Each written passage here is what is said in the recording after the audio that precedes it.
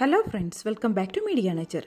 இன்றைக்கி நம்ம சேனலில் என்ன பார்க்க போகிறோம்டா, கனடாவில் நம்ம வீட்டில் உள்ள வீட்டு தோட்டத்தை தான் பார்க்க போகிறோம். அதோட நம்ம தோட்டத்தில் விளைஞ்ச காய்கறிகளையும் பறிக்க போகிறோம். அதற்கு முதல்ல நான் நிச்சயமாக ஒரு விஷயத்தை சொல்ல வேண்டும். 3 மாதங்களாக எமது சேனலில் பெரிதாக எந்த வீடியோக்களும் நான் அப்டேட் பண்ணவில்லை. இதற்கான காரணம் என்னென்னு பார்த்தீங்கன்னா, 3 மாதத்துக்கு முதலே நான் ஸ்ரீலங்காவில் இருந்து கனடாவுக்கு மூவ் பண்ணிட்டேன். இனி நம்மளோட லைஃப் இங்கே தான் போக போகுது. அதனால் கோவிட் காரணமாக எனக்கு இந்த வீடியோக்களை மேக் பண்ணுறது கொஞ்சம் சிரமமாக இருந்தது. அடுத்தது, நம்மட ஊரை போல மூலிகை செடிகளை இங்கே இலகுவாக எடுத்துக்கொள்ள முடியாது. அதனால் மருத்துவம் சம்பந்தமான வீடியோக்களை மேக் பண்ணுவது மிகவும் கடினமாக இருக்கிறது. முடிந்தளவு மருத்துவம் சம்பந்தமான வீடியோக்களை உங்களுக்கு தர நான் முயற்சி செய்கிறேன். கனடாவில் இருக்கிற மண் அமைப்பை வச்சு நாங்கள் வீட்டு தோட்டம் பண்ண முடியாது. இங்கே அதிக களிமண் மற்றும் அந்த மண்ணில் எந்த விதமான சத்துக்களும் இருக்காது. இதனால் அந்த மண்ணை பதப்படுத்தாமல் நாங்கள் பயிர்களை நட்டோமானால் நாங்கள் எதிர்பார்த்த அளவு எந்த விளைச்சலும் எங்களுக்கு கிடைக்காது. நட்டது மரங்களும் எதிர்பார்த்த அளவு வளராது. அதனால் நாங்கள் இந்த மண்ணை கொஞ்சம் பதப்படுத்தணும். அதற்காக கடைகளில் உரமண்கள் இருக்கிறது, அதை வேண்டி கூட நாங்கள் பதப்படுத்தலாம். எங்களுக்கு கொரோனா காலத்தில் இந்த வீட்டு தோட்டத்தை நாங்கள் செய்ததால் கவர்மெண்டால் ஃப்ரீயாக உரமண் கொஞ்சம் தந்தாங்க. அதோடு நாங்களும் பணம் கொடுத்து கொஞ்சம் உரமண் வேண்டித்தான் இந்த மண்ணை பதப்படுத்தி இந்த வீட்டு தோட்டத்தை நாங்கள் அமைச்சிருக்கோம். கனடாவில் வீட்டு தோட்டம், அதாவது ஹோம் கார்டனிங் செய்ய ஆரம்பிக்க சரியான காலப்பகுதி சம்மர் டைம். அதாவது ஏப்ரல் ஆரம்பத்திலிருந்து செப்டம்பர் இறுதிக்குள் நாங்கள் வீட்டு தோட்டத்தை பயிரிட்டு அதற்கான விளைச்சலை நாங்கள் அறுவடை செய்துவிட வேண்டும். அதற்கு பிறகு குளிர் ஸ்னோ ஒன்று ஆரம்பித்தால் செடிகளினுடைய இலைகள் உதிர்ந்து மரங்கள் வாடி செத்துவிடும். இங்கே பாருங்க, நாங்கள் பயிரிட்டு 3 மாதத்திலேயே இந்த செடிகள் நல்ல விளைச்சல் கொடுத்திருக்கிறது. கத்தரியில் நாங்கள் வெள்ளை கத்தரி மற்றும் பர்பிள் கத்தரி என்று 2-3 வகைகள் வைத்திருந்தோம். எல்லாமே நல்ல விளைச்சல் கொடுத்திருக்கிறது. தக்காளி இப்போ தான் பிஞ்சு பிடிச்சிருக்கிறது. இது முற்றுவதற்கு இன்னும் 1 மாத காலங்கள் ஆகலாம். இங்கே பாருங்க, பச்சை மிளகாய் எவ்வளவு நீளமாக இருக்கிறதென்று நல்ல விளைச்சல் தந்திருக்கிறது. அதாவது நாங்கள் இந்த மண்ணுடன் பசளை மண் கலந்ததால் இந்த விளைச்சல் எங்களுக்கு கிடைத்திருக்கிறது. அதோட 2 லீக்ஸும் நட்டிருக்கிறோம், அதுவும் நன்றாகவே வளர்ந்திருக்கிறது.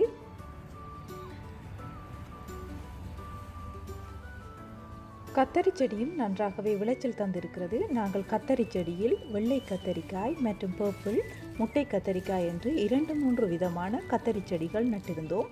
இங்கே பாருங்க, பஜ்ஜி மிளகாய், அதாவது கரை மிளகாய் என்று சொல்லப்படும் பஜ்ஜி மிளகாயும் நன்றாகவே விளைச்சல் தந்திருக்கிறது.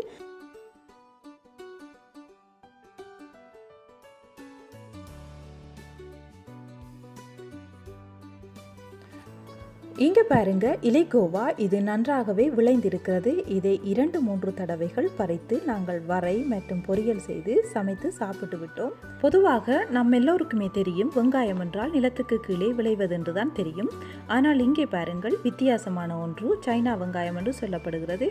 இது நிலத்துக்கு மேலே காய்க்கும் வெங்காயம்.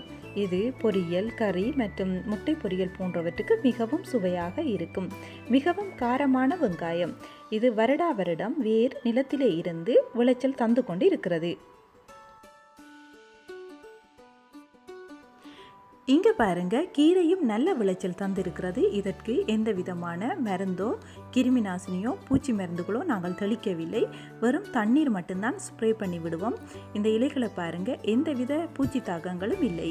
அவ்வளவு அழகாக வளர்ந்திருக்கிறது. 2-3 தடவைகள் சமையலுக்கு நாங்கள் இதை பயன்படுத்தி விட்டோம். வண்டி விதைத்து வரும் 15 நாட்கள் தான் ஆகிறது. இன்னும் 2 மாதங்களில் வெண்டிக்காயும் வந்துவிடும். அதை கூட நாங்கள் சமையலுக்கு பயன்படுத்தலாம். இந்த வீட்டு தோட்டத்தை நாங்கள் வீட்டின் பின்புற பகுதிகளில் அமைத்திருக்கிறோம். அதாவது பெக்யார்டில் தான் அமைத்திருக்கிறோம். இது வீட்டின் பின்புற அமைப்பு. வீட்டு பேஸ்மெண்ட் வேலைகள் நடந்து கொண்டிருப்பதனால் பின்புறம் கிளீன் இல்லாமல் இருக்கிறது. அதை கண்டுகொள்ளாமல் அப்படியே விட்டுருங்க. இப்போ காய்கறிகளை பறிக்க ஆரம்பிக்கலாம்.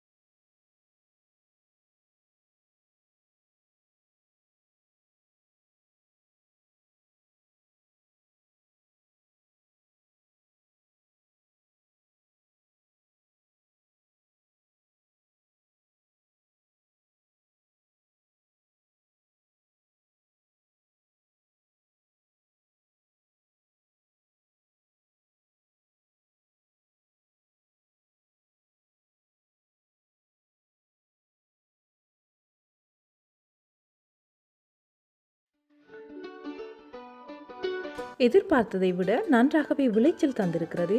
இந்த வீடியோ நான் 2 மாதங்களுக்கு முன்பதாகவே எடுத்துவிட்டேன். ஆனால் எடிட் செய்ய கொஞ்சம் காலதாமதமாகிவிட்டது. அதனால் செப்டம்பர் மாதத்தில் நான் வீடியோவை எடிட் செய்து அப்லோட் செய்கின்றேன். இந்த வீடியோ உங்களுக்கு பிடித்திருந்தால் லைக் செய்யலாம். இந்த வீடியோ பற்றி உங்களுக்கு ஏதாவது டவுட் இருந்தால் கீழே உள்ள கமெண்ட்ஸ் பாக்ஸில் கேட்கலாம். மற்றும் இந்த வீடியோ உங்களுக்கு பயனுள்ளதாக இருந்தால் உங்கள் நண்பர்களுக்கும் ஷேர் செய்யுங்கள். இதே போன்று அடுத்த வீடியோவில் ஒரு பயனுள்ள தகவலை பார்க்கலாம். இதே போல வீடியோக்களை தொடர்ந்து பார்க்க நமது மீடியா நேச்சர் சேனலை சப்ஸ்கிரைப் செய்து பெல் பட்டனை பிரஸ் பண்ணி வச்சிருங்க. அப்போதுதான் நாங்கள் போடும் புத்தம் புது வீடியோக்கள்